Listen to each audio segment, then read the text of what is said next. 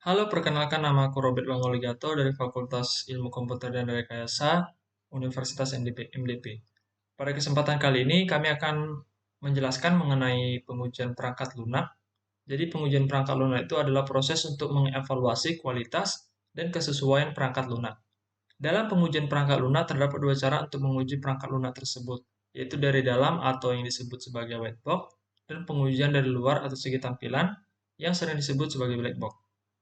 Pada video kali ini kami akan menjelaskan bagaimana penggunaan whitebox dan blackbox. Pada kasus pengujian whitebox pertama ini, diberikan 12 baris coding untuk dibuatkan grabnya. Nah, grab itu cara membuatnya adalah dengan memisahkan antara inisialisasi awal, baris kondisi, isi kondisinya jika terpenuhi, hingga penutup dari coding tersebut ke dalam bentuk node atau bulatan seperti ini. Jadi dari 12 baris coding yang telah diberikan pada soal, bisa kita pisahkan pada baris pertama, kedua, dan ketiga. Kita masukkan ke dalam satu node seperti ini. Kemudian kita beri nama sebagai node A. Setelah itu, coding dari baris keempat sampai ke 10 bisa kita pisahkan ke dalam node yang terpisah. Seperti ini. Node keempat, kelima, keenam, ke-7, ke-8, dan 9, dan 10. Kemudian pada baris coding ke-11 dan ke-12 adalah akhir dari program atau coding ini. Bisa kita satukan juga ke dalam satu node, yaitu seperti ini. Kita satukan ke dalam satu node 11 dan 12. Setelah kita sudah membuat node seperti ini, kita akan menentukan edge atau panah antara satu node ke node yang lain. Dari node yang pertama ini, kita bisa tarik panah ke bawah, yaitu ke node B, seperti ini. Pada node B ini merupakan inisialisasi atau representasi dari coding yang berada di baris keempat, yaitu pengkondisian. Pada pengkondisian terdapat dua kemungkinan output. Jadi kita tarik panahnya di sini yang pertama. Jika kondisi pada baris coding keempat itu terpenuhi, maka node yang kelima dijalankan. Kemudian setelah node kelima dijalankan, maka program akan berakhir di sini. Kemudian pengkondisiannya akan berakhir, kemudian programnya akan berakhir di baris coding ke-11 dan ke-12. Kemudian, jika kondisi pada node 4 atau node B ini pada coding baris nomor 4 tidak terpenuhi, maka akan masuk ke node selanjutnya, yaitu node D, pada baris coding yang ke-6, yang merupakan juga sebuah if. Bisa kita lihat di sini, merupakan sebuah pengkondisian, yang mana jika terpenuhi kondisi tersebut, maka akan dijalankan node E, atau coding baris ke-7. Setelah coding baris ke-7 dijalankan, kemudian masuk ke node NIF. Setelah masuk ke node NIF, atau coding baris ke-9, maka program selesai. Namun, ketika kondisi pada baris ke-6 tidak terpenuhi, maka akan masuk ke kondisi terakhir atau else. Kita bisa lihat di sini pada node F atau baris coding ke-8. Dijelaskan di sini bahwa terdapat sebuah else. Jika else tersebut terpenuhi, maka akan dijalankan pada node itu juga. Setelah node itu dijalankan, maka akan masuk ke NIF pada coding baris ke-10 atau node H. Ya, bisa dilihat di sini coding baris ke-10. Setelah coding pengkondisian selesai, maka program juga selesai.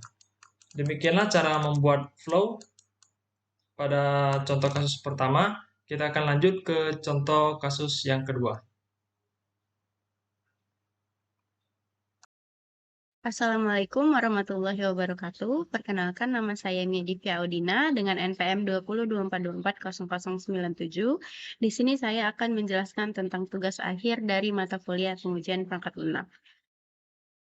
Nah, di sini saya akan menjelaskan soal nomor 2. Di sini sudah terdapat penggalan codingan, di mana sudah saya rangkup menjadi sebuah node. Di sini ada baris 1 dan 2 yang sudah saya rangkup menjadi node pertama, yaitu 1. Kemudian penggalan coding yang ketiga, saya rangkup menjadi node nomor 2. Kemudian codingan nomor 4, saya rangkup menjadi node nomor 3. Kemudian pada penggalan coding nomor 5 dan 6, saya rangkup menjadi node nomor 4. Kemudian baris coding nomor 7 dan 8, saya rangkup menjadi node nomor 5. Kemudian selanjutnya ada baris 9 menjadi node nomor 6 dan baris 10 menjadi node nomor 7. Di sini sudah saya buat sebuah flow graph atau flow diagram di mana menjelaskan alur dari sebuah coding tersebut. Yang pertama atau di node pertama ada baris 1 dan 2, kemudian di node kedua ada baris codingan ketiga, kemudian di node nomor 3 ada baris codingan nomor 4. Kemudian di sini ada dua jalur. Yang pertama yaitu dari node nomor 4 akan ke codingan nomor 5 dan 6 atau node nomor 4. Kemudian di sini dari node nomor 3 akan ke baris nomor 7 dan 8, yaitu node nomor 5. Kemudian dilanjutkan dengan node nomor 9 atau baris nomor 9 atau node nomor 6. Kemudian terakhir baris nomor 10 menjadi node nomor 7.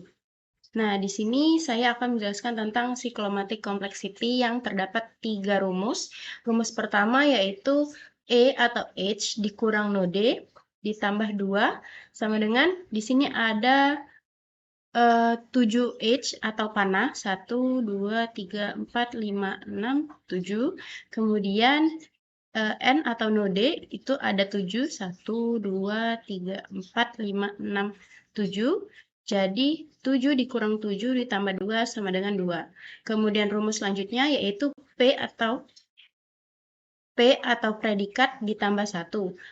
Predikat adalah sebuah node yang memiliki dua jalur, yaitu node yang ini. Makanya di sini rumusnya 1 ditambah 1 sama dengan 2. Kemudian yang terakhir yaitu region. Region merupakan wilayah yang dibatasi oleh H, yaitu di sini dan di luar. Maka hasilnya adalah 2 region. Kemudian di sini ada dua jalur, jalur pertama dan jalur kedua. Jalur pertama yaitu 1 dan 2, kemudian 3, kemudian 4, kemudian ke 5 dan 6, kemudian ke 9, dan kemudian ke 10. Untuk jalur kedua yaitu 1 dan 2, 3, 4, 7 dan 8, 9, dan 10. Selanjutnya adalah test case yang akan dilakukan oleh tester. Test case pertama yaitu inputnya if imut 2 sama dengan 0. Jadi di sini di penggalan nomor 5, maka hasil yang akan dikeluarkan atau hasil yang diharapkan adalah ganjil. Petnya yaitu 1 dan 2, 3, kemudian 4, kemudian 5 dan 6, kemudian 9, dan kemudian 10. Selanjutnya, test case kedua, input yang dimasukkan di codingan yaitu if else, seperti di penggalan coding nomor 7 dan 8. Dan keluaran yang dihasilkan adalah ganjil, seperti yang ada pada di codingan. Selanjutnya, petnya yaitu 1 dan 2, 3, 4, 7 dan 8, 9, dan 10. Sekian yang akan saya jelaskan. Saya ucapkan terima kasih. Assalamualaikum warahmatullahi wabarakatuh. Perkenalkan, nama saya Muhammad Christian Alfian dengan NPM 2024240081. Di sini saya akan menjelaskan mengenai tugas akhir dari materi pengujian perangkat lunak. Langsung saja, saya akan menjelaskan soal dari nomor 3. Buatlah list penggalan coding dari sebuah program aplikasi. Ceritakan terlebih dahulu apa fungsi dari penggalan coding program tersebut, kemudian apa hasil yang diharapkan keluar, lalu buatkan pengujian basis P dengan melakukan pembuatan pertama flow diagram dari penggalan coding ini, kedua cyclomatic complexity dan jumlah region, ketiga tuliskan jalurnya, keempat buatkan desain test case berdasarkan jumlah jalur pengujian. Di sini sudah saya rangkup penggalan coding di samping dari baris kelas yaitu baris kelas 1, 2, 3, 4, 5, 6 sudah saya rangkum menjadi node 1. Untuk baris nomor while dan sampai mid saya sudah rangkum menjadi node 2. Untuk node ketiga dari if sampai return. Untuk node 4 dari else sampai if. Untuk node 5 dari bottom sama dengan mid plus 1 sampai else. Maksud saya node 6 dari top sama dengan mid min 1. Untuk node 7 yaitu while. Untuk node 8 penutup dari node-node 4, 5, 6. Untuk node 9 yaitu search dan bin search. Di samping adalah contoh flow graph atau flow diagram yang saya buat. Langsung saja untuk ke perhitungan cyclomatic complexity dan jumlah region. Cyclomatic complexity terdapat dua rumus, yaitu untuk menghitung edge node dan predikat. Di sini edge-nya yaitu 1, 2, 3, 4, 5, 6, 7, 8, 9, 10, 11. Dan untuk node-nya yaitu 1, 2, 3, 4, 5, 6, 7, 8, 9. Sesuai dengan rumus yang terdapat di presentasi ini, yaitu ditambah 2. Edge dikurang node ditambah 2, yaitu sama dengan 4. Untuk cyclomatic complexity menghitung predikat, yaitu P tambah 1. Di sini predikatnya adalah 3. Predikat di sini ialah dari node 2 ke 8 ke 3, dari node 3 ke 8 dan ke 4, dari untuk node 4 ke 5 dan ke 6. Sesuai dengan rumus, predikat ditambah 1 yaitu sama dengan 4. Untuk jumlah region yang terdapat di flow graph ini ialah 1, 2, 3, dan untuk keseluruhan adalah 4.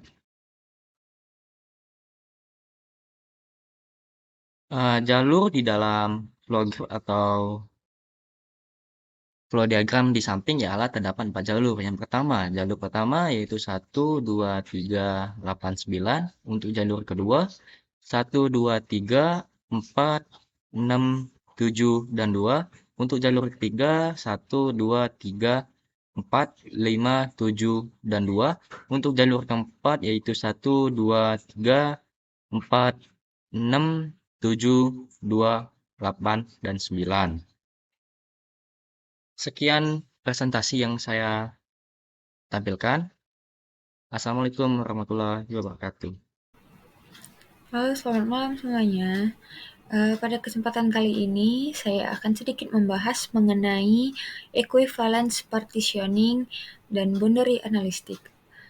Sebelum memulai, alangkah baiknya saya memperkenalkan diri terlebih dahulu. Perkenalkan, nama saya Inat Safatarisa dengan NPM 2024240132, berasal dari Universitas Multidata Palembang, Fakultas Ilmu Komputer dan Rekayasa, jurusan Sistem Informasi.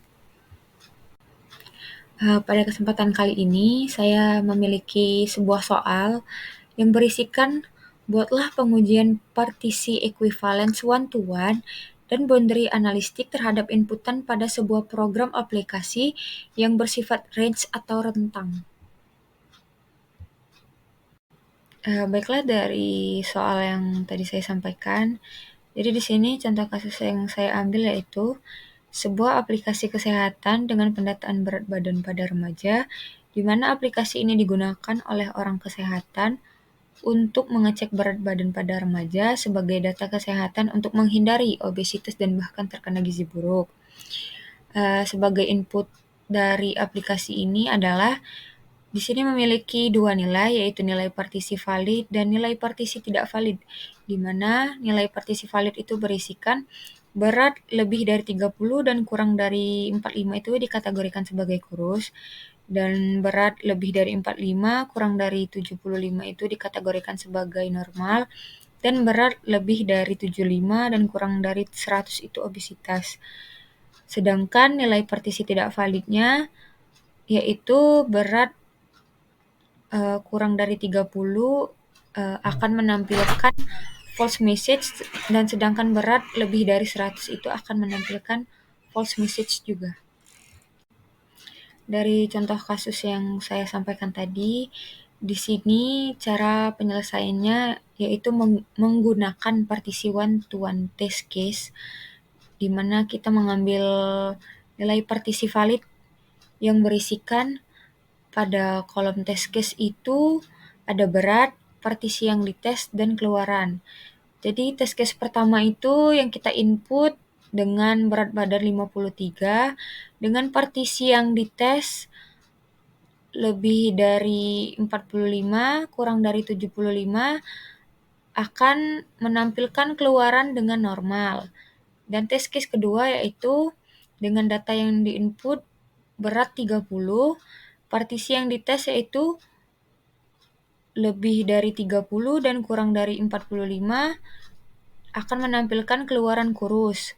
Sedangkan test case ketiga yaitu berat 107 dan partisi yang dites yaitu lebih dari 75 dan kurang dari 100 akan menampilkan keluaran false message.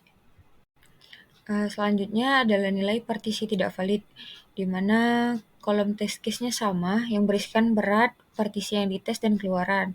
Pada test case pertama yaitu berat diinput dengan 28, sedangkan partisi yang dites itu lebih dari 45 dan kurang dari 75 akan menampilkan keluaran false message.